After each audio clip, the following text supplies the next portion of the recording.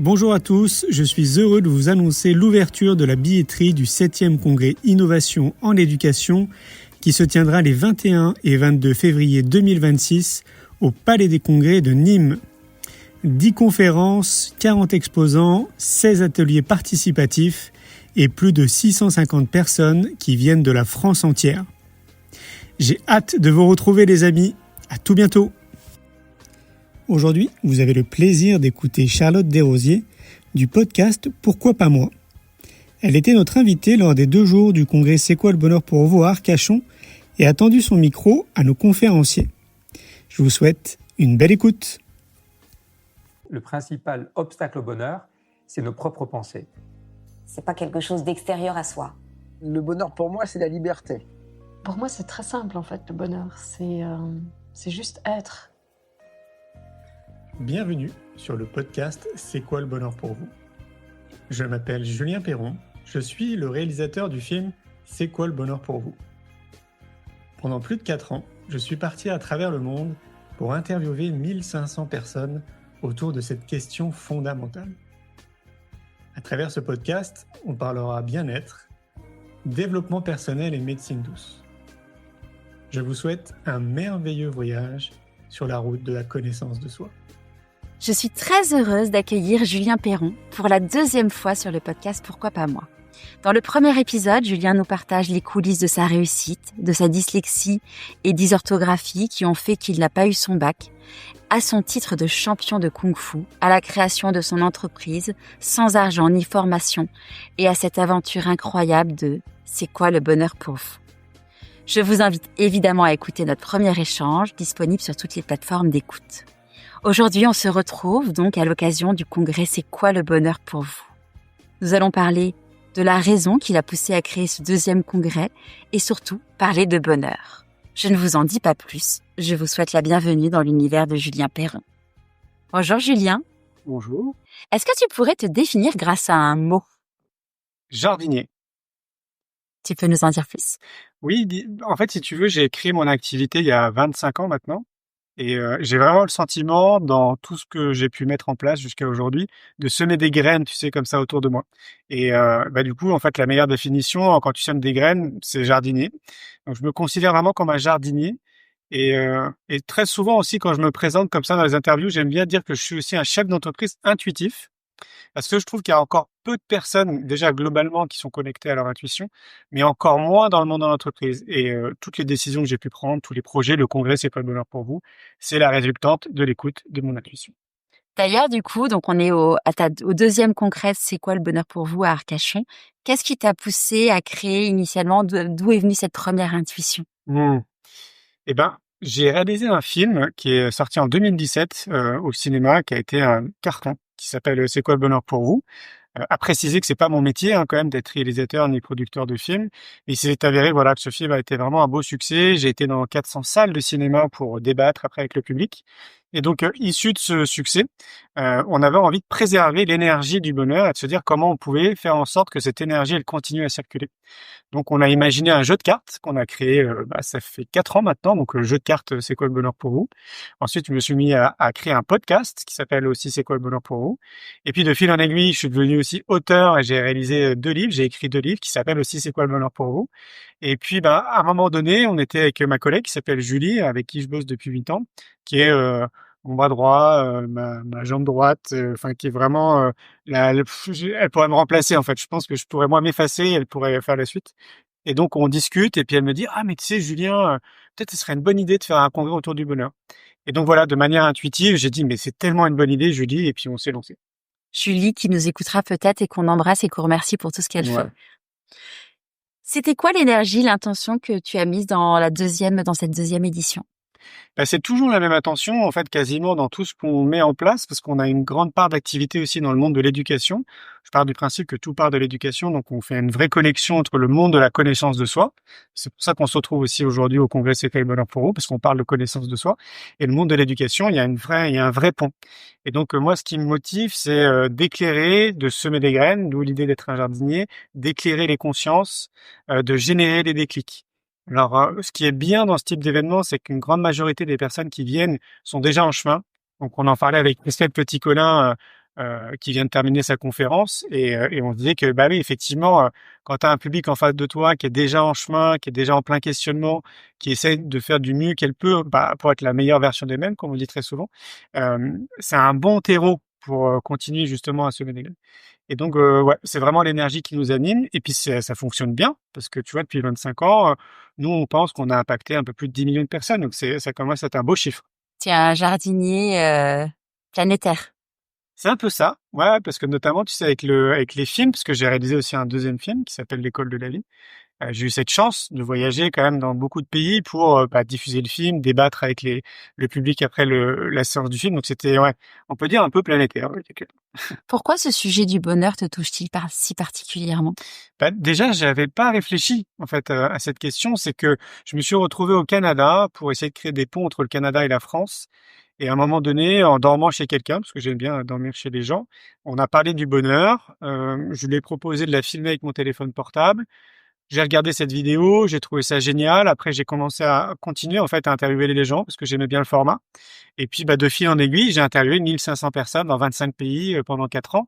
Mais j'avais pas, comment dire, une conviction d'essayer de comprendre ce que c'était le bonheur. Moi-même, j'étais pas en quête de bonheur, mais j'étais porté par cette énergie. Parce que d'ailleurs, j'invite les gens à le faire. C'est hyper sympa de quelqu'un que tu connais pas, par exemple dans le train, tu vois, de poser la question. Ça engendre un débat qui est hyper intéressant. Donc c'était vraiment ça, moi, je pense, qui m'a vraiment motivé. D'ailleurs, c'est quoi pour toi le bonheur, Julien Perron? Je voudrais pas spoiler le film parce que dans mon film, c'est quoi le bonheur pour vous? À la fin, je donne la définition.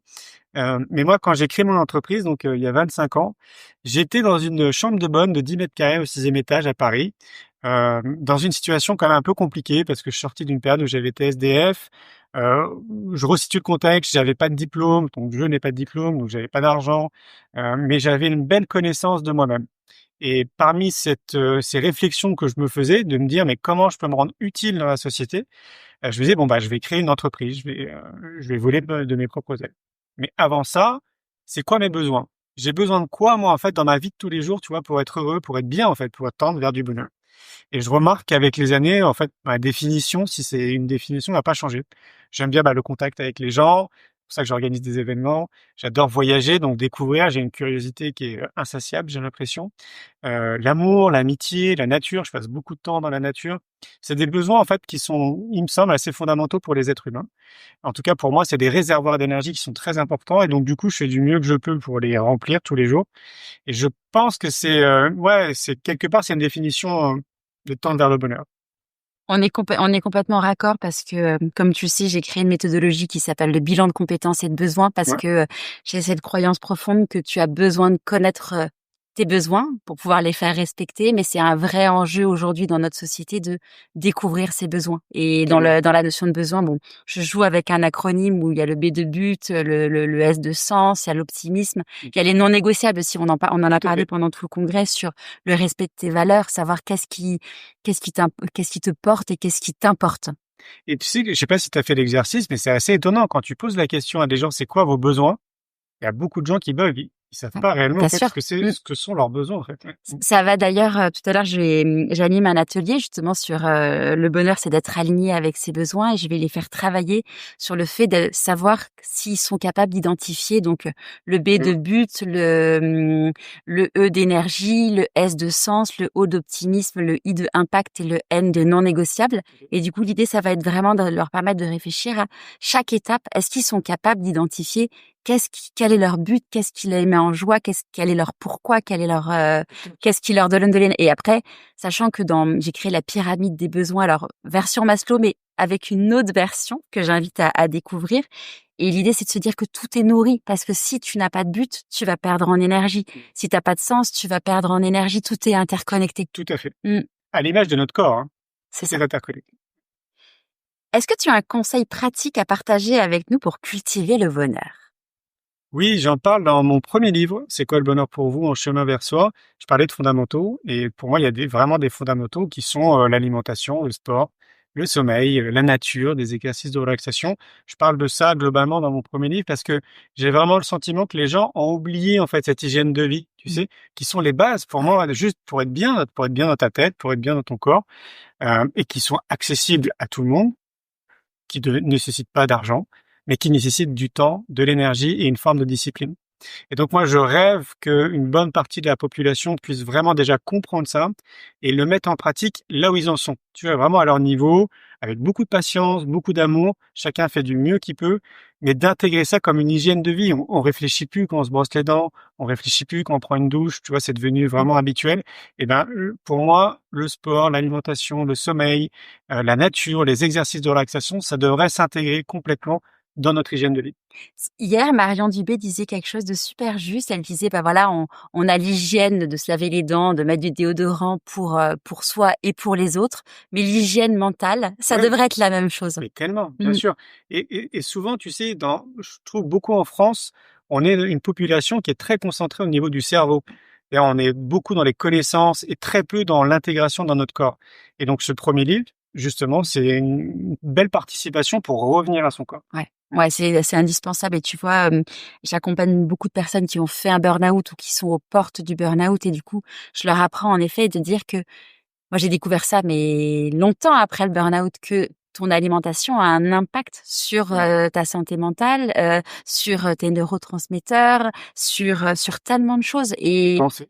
sur tes pensées aussi, bien sûr, parce que t'as on dit que c'est ton deuxième cerveau, mais est-ce que finalement ton premier cerveau n'est pas dans ton ventre? Moi, je pense. Je pense que c'est Ouais, le cerveau. je Et pense ce qui est chouette pour les cartésiens, c'est que maintenant, on a vraiment des scientifiques qui ont Ouais. mesuré ça. Mm. On sait vraiment que c'est hyper connecté. Ce que tu manges est très dépendant de ce que tu vas penser après par la Ça. suite. Bah, t'as 90% de la sérotonine qui est synthétisée au niveau des intestins. C'est ça, c'est ça. Et la sérotonine, c'est ce qui apaise, c'est le frein du système nerveux. Exactement. Et tout ça, on nous l'a pas appris. Mais ça veut pas dire que c'est pas impossible. C'est ça qui est génial. Bien sûr. C'est qu'à n'importe quel moment de ta vie, tu peux reprendre les rênes de ton alimentation, notamment, mais pas que. Mm. Te remettre du mouvement dans ta vie, d'être attentif à ton sommeil, une fois de plus, tu vois.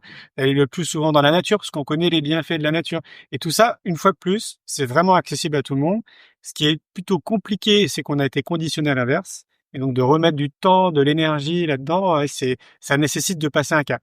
En fait, on a été conditionnés, j'irai un cran au-dessus, c'est que les personnes qui montrent la voie, on dit qu'ils sont perchés et on les montre du doigt comme des gens hors cadre Ouais. et qu'il faut pas suivre. Oui, c'est vrai.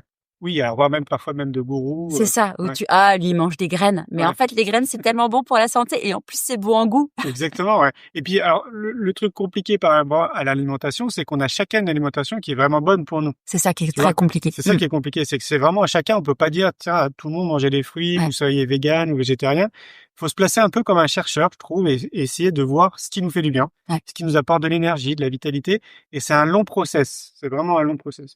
Ouais, moi, c'est un sujet qui me tient vraiment à cœur et là, je suis en train de me former sur justement l'alimentation santé. Okay. Et je trouve que c'est très difficile de s'y retrouver parce que tu vas lire, ok, il faut manger n'importe quoi, genre du boulgour, du quinoa ou des pois chiches. Et après, il y en a qui vont te dire, oui, mais par rapport à ton groupe sanguin, il Tout à faut fait. pas. Il y en Ouais. a d'autres qui vont te dire, bah voilà, comme tu es un ultra sensible, c'est pas idéal pour toi. Exactement. Et puis, tu es dans une société où même, tu vois, là, on avait un super petit-déj ce matin à l'hôtel. Oui.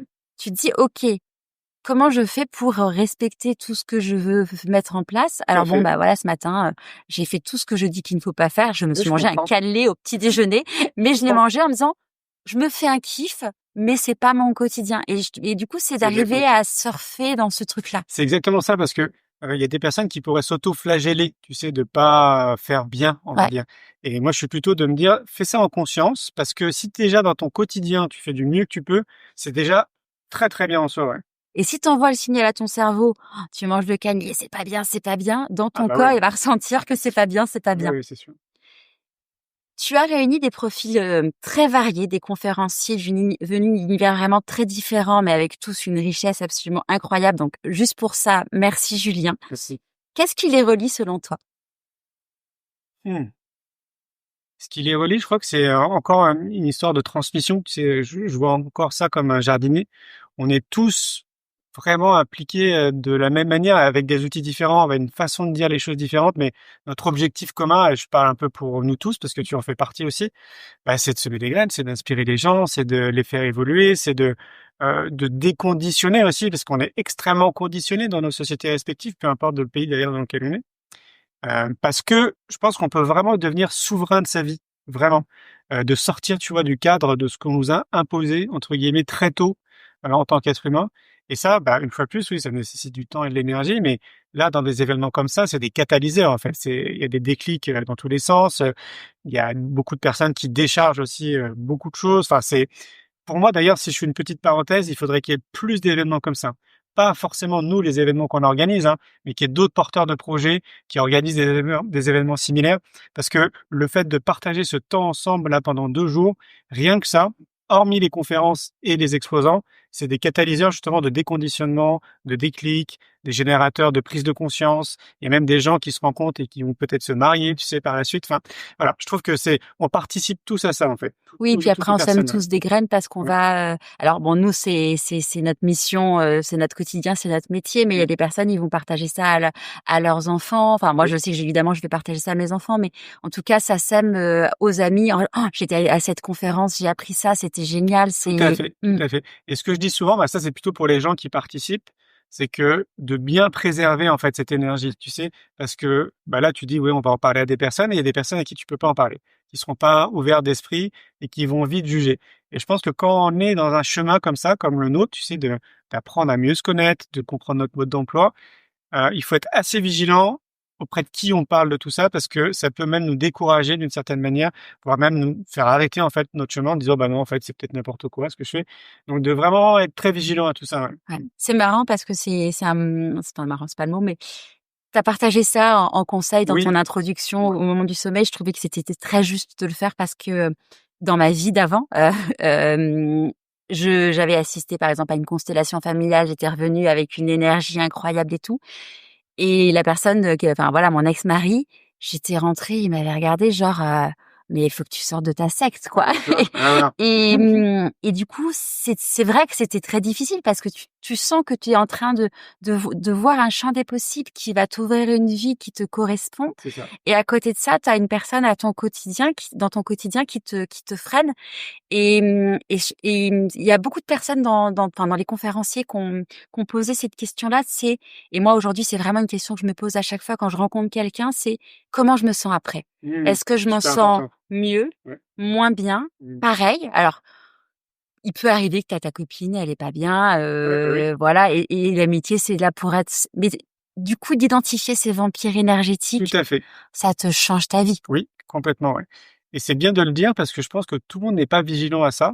Mais quand tu regardes bien, on a tous connu à un moment donné dans notre vie une personne qui nous nivelait vers le bas. Parce que, alors, faut pas lui en vouloir, hein, c'est juste que dans sa vie, ça s'est présenté comme ça. Il y a eu peut-être moins de prise de conscience, moins d'observation de ce qui se passe autour d'elle. Et donc, elle va avoir un discours très négatif. Elle va percevoir le monde de manière très négative. Et donc, voilà, elle va tirer vers le haut vers le bas, pardon, parce qu'elle va te raconter, en fait, Ouais. tout ça. Et c'est vrai que quand c'est ton mari, ta femme, c'est encore plus compliqué, hein. Moi, je le vois sur Compostelle. Parce que j'accompagne des gens sur Compostelle. Et quand ils reviennent d'une semaine, ils retrouvent leur vie de tous les jours. Et là, ça peut être très piquant. Je crois que c'est Marion. Alors, je sais plus qui hier dans un des conférenciers qui était sur scène disait, en fait, c'est beaucoup plus facile de se faire attirer par le bas que attirer vers le haut. Et il dit, voilà, si t'es assis sur une chaise et il y a quelqu'un qui est par terre et qui tire le bras, ça va être beaucoup plus facile pour lui de te tirer vers le bas Oui. que toi de le tirer vers le haut. Il va falloir beaucoup plus d'énergie. Tout à fait. Exactement. Ouais. Qu'est-ce que tu ressens quand tu vois que plus de 600 personnes ont traversé la France et même on a vu qu'il y avait même traversé le monde parce que Oui. des personnes du Canada, du Brésil, de Suisse, enfin, c'est incroyable. Guadeloupe. Et des conférenciers de haut vol pour partager leur expérience, vivre ce moment. J'ai toujours beaucoup de gratitude. J'ai vraiment beaucoup de gratitude pour ça. Et puis, j'en parlerai quand on va clôturer le congrès. En fait, tout ça, ça n'existerait pas si j'étais hyper bien entouré. On a une équipe de bénévoles qui est extraordinaire. D'ailleurs, ils arrivent au moment où on Oui. parle. Voilà. On a Julie qui est extraordinaire, qui est ma collègue dont je vous parlais tout à l'heure, qui me suit depuis 8 ans. Enfin, ça serait impossible de réaliser ce qu'on réalise si j'étais pas bien entouré. Je pourrais pas. Donc, j'ai beaucoup de gratitude pour ça. Et puis, je suis fier, en fait. Je suis vraiment fier de moi, tu vois, de me dire que ça fait 25 ans maintenant que je fais ça. Je sais très bien d'où je suis parti. J'ai toujours cette conscience-là et donc je suis parti de pas grand-chose et je suis vraiment fier de me dire que je participe à un égrégore positif dans notre société. Ce que je trouve super chouette et juste, c'est qu'en fait, on sent vraiment que tu es raccord et donc du coup, c'est comme hier, il y avait Saverio Tomasella qui il avait une mouche qui lui a tourné dessus pendant 15 minutes pendant la conférence, mais alors qu'on sait qu'il est ultra sensible, donc on sent qu'il est, il est connecté, il est raccord et du coup c'est serein en fait. Ok. Ouais, ça m'étonne pas. Et Ouais. toi c'est vraiment enfin ce que tu aimais aussi, je trouve. Ok. Ouais. Ah, bah, merci. C'est quoi les 3 idées phares avec lesquelles tu aimerais que les personnes repartent après nous avoir entendus ou après le congrès? La première, c'est, j'en ai parlé un petit peu en intro, tu sais, d'avoir cette conscience qu'on est notre priorité de tous les jours dans une société qui nous fait croire que c'est plutôt l'inverse, que c'est égoïste, tu sais, de s'occuper de soi avant de s'occuper des autres. Et moi, j'insiste beaucoup dans tout ce que je fais. Justement, je sème cette graine un maximum pour que les gens vraiment conscientisent que ça part de là. Vraiment, c'est le maillon le plus important. Euh, Deuxièmement, j'aimerais qu'ils repartent avec beaucoup de joie, parce qu'on est quand même dans un congrès où il y a aussi beaucoup de joie, et je trouve ça important. Enfin, moi, c'est une énergie qui est importante pour moi. C'est un moteur d'ailleurs dans toutes les activités que je crée. C'est intéressant parce que la joie est toujours pour moi connectée à l'intuition. Donc, dès que ça me met en joie et que je pense à un projet, souvent en fait, j'y vais et tout est fluide et c'est top. Et le troisième, c'est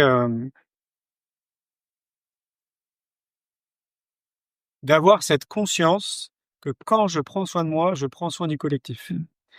Je reviens un peu à cette notion, tu sais, où on nous fait croire que c'est égoïste, et c'est une bonne continuité parce que moi, je le vois en fait dans ma vie de tous les jours parce que j'ai cette hygiène de vie, on va dire, et je vois bien en fait que le fait que je prenne soin de moi, forcément, ça a un impact sur les gens qui sont autour de moi.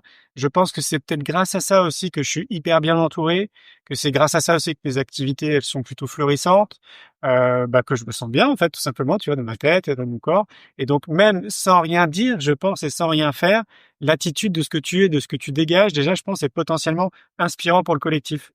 Et j'aimerais beaucoup aussi que les gens repartent avec ça dans leur bagage, de conscientiser ça, quoi. D'ailleurs, justement, Christelle Petit-Colin disait juste avant, pendant la conférence, que ça a été prouvé scientifiquement que la joie te permet de pouvoir apprendre plus vite, réussir plus, enfin que c'était une émotion qui te permet justement de déplacer des montagnes. Tout à fait. Ah ouais, vraiment. Ouais. Est-ce que tu as un conseil à partager avec nous pour prendre soin de sa santé physique et mentale? Et oui, déjà, je les invite à lire mon livre. C'est quoi le bonheur pour vous en chemin vers ça, mais même le deuxième aussi, c'est quoi le bonheur pour vous en quête de sens. Pourquoi? Parce que c'est l'union entre le corps et l'esprit. Moi, mon adage, c'est un esprit sain dans un corps sain. Donc, il y a le premier livre qui est vraiment concentré autour du corps et le deuxième qui est plutôt dans notre monde intérieur. Bien évidemment, il y a plein d'autres livres, il y a plein de conférenciers, il y a plein de personnes, je pense, qui parlent de tout ça. Mais j'ai pas l'impression qu'ils en parlent comme moi je peux en parler, forcément, dans la mesure où moi je suis né dans une famille où on parle de tout ça depuis que je suis tout petit. J'ai 46 ans. D'ailleurs, tu as dû croiser ma mère, je sais pas si tu es au Ah courant. non, j'ai pas croisé ta Il y a maman. ma mère qui est ici, ouais. Et donc moi je baigne là-dedans, tu sais. Et c'est pour ça que j'ai écrit ces livres, c'est que j'ai l'impression d'avoir gagné beaucoup de temps en termes de compréhension des bases, en fait, des fondamentaux. Et donc déjà, je les inviterais vraiment à lire ce type de bouquin, ou ne serait-ce que d'être ouvert à écouter ton podcast, tu vois, aller dans des événements, à ouvrir son esprit, en fait, sur beaucoup de choses. Et encore que dans ce type d'événements, dans des livres, dans ton podcast, dans les miens, je trouve qu'on aborde, on effleure quelque part tout le potentiel qu'on a en réalité, qui est vraiment gigantesque. Je pense qu'on se rend pas compte de tout le potentiel qu'on peut avoir, qui est, pour moi, qui est quasiment sans fin. À un moment, j'allais pas bien du tout pendant mon burn-out et j'avais vu une personne et j'avais besoin de alors c'était pas un besoin, c'était une attente, parce que c'est une différence entre un besoin et une attente. J'attendais de savoir quelle allait être la suite pour me rassurer parce que j'étais vraiment dans un état de détresse où j'allais pas bien. Et il y a une femme qui m'a dit, vous savez, Charlotte, vous pouvez pas imaginer la suite parce que tellement, enfin, si vous commenciez à tout écrire, vous pourriez même pas imaginer toutes les choses incroyables qui vous arrivent, qui vont vous arriver. Et voilà, on est 4 ans plus tard et j'ai écrit 2 livres, j'ai fait un TEDx, enfin bref, j'ai accompli plein de choses que jamais j'aurais été capable d'imaginer que j'étais capable de faire. Et je sais que c'est que le début. Oui. Et ça, c'est vraiment un truc, se dire, ouais, c'est Maud Ankawa qui dit le plan est toujours parfait. Exactement. Et tu vois, pour arriver à ça, on revient toujours à la connaissance de soi. On est complètement d'accord. C'est vraiment d'accord. C'est ça. Donc c'est pour ça que je mets beaucoup d'énergie dans l'éducation. J'aimerais vraiment que le savoir-être et la connaissance de soi puissent s'intégrer le plus tôt possible dans notre société, parce que je suis sûr que ça ferait une humanité mais tellement différente. On est à 100% d'accord. Tes choix seraient différents, les gens avec qui tu rentreras en contact seraient différents, dans le couple. Ce serait, c'est mon rêve. Ouais, c'est ce que moi j'en parlais justement avec Christelle. Je dis, c'est comme tu ne te, en tout cas, moi, c'est ma croyance, en tout cas, par rapport à mon vécu, c'est que je ne me connaissais pas, donc je ne m'aimais pas, donc je ne me respectais pas et donc je ne me faisais pas respecter. Ouais, c'est lui. Et aujourd'hui, ça fait partie de mes missions, c'est d'aider les gens à découvrir qui ils sont pour apprendre à s'aimer et donc respecter qui ils sont, leurs besoins et se faire respecter. C'est la base. C'est la base. Ouais. Qu'est-ce que ça signifie pour toi être aligné? Ah, ça, c'est une belle question parce que moi, je trouve que dans notre secteur d'activité, donc on va dire le développement personnel de manière plus large, donc c'est juste mes croyances et ma perception, j'ai pas le sentiment qu'il y ait beaucoup de personnes alignées, justement. Même les gens qui sont connus, tu sais, qui vendent des millions d'exemplaires, etc. Mais donc, je précise bien, c'est ma perception et c'est mes croyances. Hein. Mais je la partage aussi pour avoir interviewé certaines personnes qui Ouais. sont des entre guillemets gourous du développement personnel. Donc c'est pas le cas de tous évidemment Non, dans toutes bien mes sûr, invités, c'est ça. mais en effet ça a été une vraie surprise de certaines personnes que j'admirais vraiment. Alors sans comparaison, en me disant mais ce qu'ils racontent ça me parle tellement.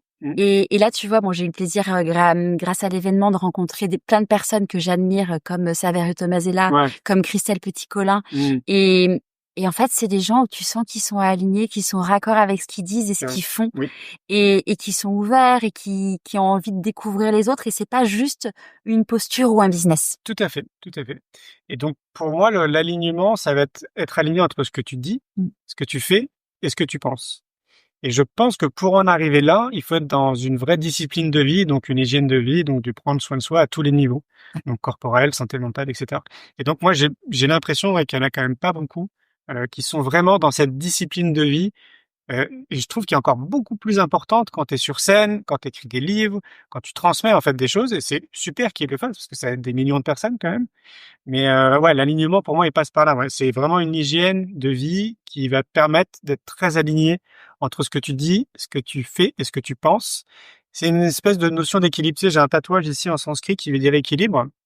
Parce que pour moi, cette notion d'équilibre, elle est très importante dans tous les domaines de notre vie. Et donc, cette façon d'être aligné, elle est très proche de rechercher l'équilibre en réalité. Tu sais que le burn-out est un sujet qui me touche particulièrement. Ouais. Et le burn-out, c'est le syndrome du déséquilibre. C'est tu donnes trop d'énergie pour certaines choses et tu ne te ressources pas assez. Et c'est l'équilibre, c'est vital. Tout à fait. Et tu vois, moi, dans mes activités, je sais que je suis un peu un ovni en tant que chef d'entreprise. C'est que moi, j'ai décidé, évidemment, que j'étais ma priorité avant tout le reste. Et donc, il y a 6 mois de l'année où je me balade. Tu sais, on me voit très souvent en train de faire la rando, d'être en pleine nature, parce que je me positionne comme un chercheur et c'est ce qui est bon pour moi en réalité. Donc, je prends ce temps-là du mieux que je peux pour équilibrer tout ça, justement, et pour être le plus disponible, performant possible dans tout ce que je fais dans ma vie. À quel moment dans ta vie tu t'es dit pourquoi pas moi? À quel moment dans ma vie je me suis dit pourquoi pas moi? Eh ben, je me suis jamais dit ça, je crois. En fait, si. Ah, si, je me suis dit ça. En fait, à l'époque, quand j'habitais Paris, j'adorais aller au cinéma. Je crois que j'étais le premier à avoir la première carte Gaumont, tu sais. Et donc, j'allais vraiment souvent. Et c'est m'est arrivé plus d'une fois avec des potes d'être donc tout devant le ciné, de me retourner face au public et de dire à mes potes, je pense qu'un jour je serai là. Et je sais pas, je me voyais là, donc ça faisait rire tout le monde, bien évidemment. Je n'imaginais pas réaliser un film, mais je sais pas, je m'imaginais là, en fait, avec ce public-là, puis dire des choses, quoi. Et je l'ai dit plus d'une fois. Et donc, quelque part, je devais me dire pourquoi pas moi. Mais c'était pas un rêve, en fait, tu vois, c'était comme quelque chose de très intuitif. Et je suis épaté de me dire que, je sais pas, 20 ans après, j'ai fait 400 salles de cinéma. C'est rigolo. Quelle est la phrase que tu aimerais que les gens se répètent le matin? Ben, je trouve qu'elle elle est très différente d'une personne à une autre. Par contre, ce qui serait peut-être bon, c'est de se dire déjà, mais je suis tellement heureux d'être en vie. Tu vois, de respirer, de me réveiller, d'être là, quoi, de sentir les choses. Si en plus t'as quelqu'un que tu aimes à côté de toi, d'avoir cette personne à côté de toi, tu vois, de vivre, en fait, tout simplement d'être en vie, ouais. Je pense qu'on réalise pas, c'est devenu tellement mécanique, tu vois. On conscientise pas, en fait, qu'on a une chance incroyable d'être en vie et de vivre l'expérience qu'on vit là en ce moment, cette expérience terrestre. Ouais. Avant de se quitter, à qui as-tu envie de dire merci et pourquoi? J'ai envie de dire merci à tout le monde. Merci à toi, Charlotte, merci à Julie, merci aux bénévoles, merci à la vie, merci à la nature, merci aux conférenciers, merci aux congressistes, merci à moi. Moi, je dis très souvent merci à la vie, en fait. Je trouve que ça résume bien C'est ce merci, tu sais, de gratitude à tout le monde. J'ai toujours, d'ailleurs, tout le temps, je suis vraiment en pleine gratitude, quasiment tous les matins. Tu sais, moi, on va appeler ça une prière, on va dire, du matin, qui est mon moment de gratitude, où je remercie justement beaucoup de choses. Et je trouve que merci la vie, ça résume un peu tout, ouais. Un grand merci Julien pour ce témoignage et surtout pour l'organisation de ce magnifique congrès. Pour être informé du prochain congrès et découvrir tout le formidable travail de Julien, je vous donne rendez-vous sur le site c'estquoilebonheur.fr. Et puis je vous donne rendez-vous la semaine prochaine pour un épisode exclusif avec un des célèbres conférenciers que j'ai eu l'occasion d'interviewer à l'occasion de ce congrès. C'est quoi le bonheur pour vous? Merci Charlotte. Merci Julien. Un grand merci pour votre écoute. J'espère que vous avez passé un bon moment avec nous. Pour prolonger l'expérience C'est quoi le bonheur pour vous et continuer votre cheminement sur la connaissance de soi, je vous invite vivement à lire mon livre C'est quoi le bonheur pour vous, que vous trouverez dans toutes les librairies. Jouez et amusez-vous avec le jeu de cartes entre amis, avec des inconnus, dans le monde de l'entreprise, à l'école. Regardez le film C'est quoi le bonheur pour vous et surtout, prenez soin de vous. Je vous souhaite un merveilleux voyage vers vous-même.